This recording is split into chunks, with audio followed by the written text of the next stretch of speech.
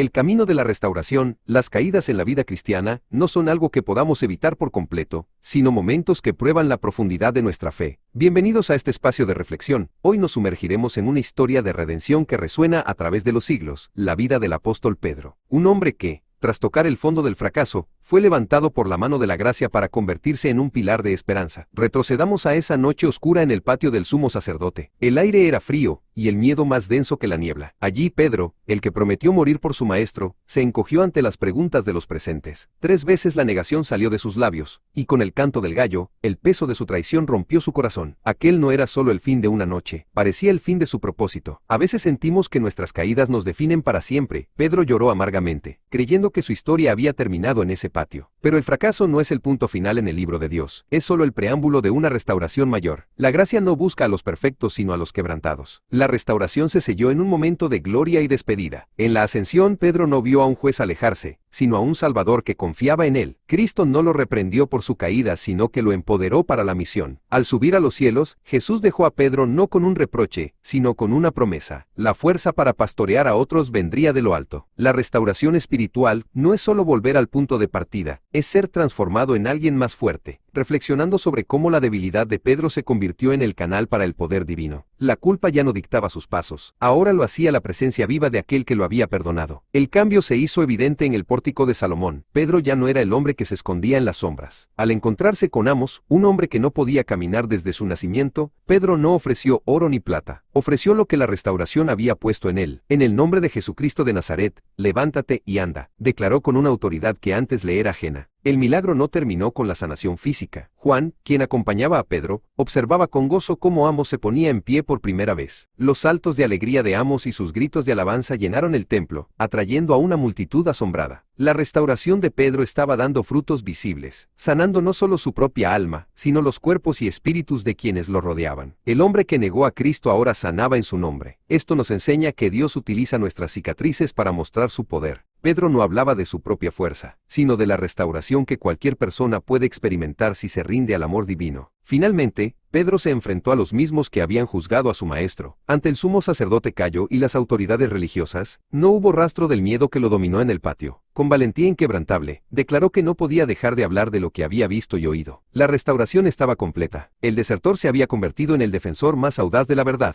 Tu caída no es el fin. Como Pedro, puedes ser restaurado para grandes cosas. Solo hace falta dar el paso hacia la luz. Gracias por acompañarnos en este episodio. Recuerda, el mismo Dios que levantó a Pedro, está listo para levantarte a ti hoy mismo.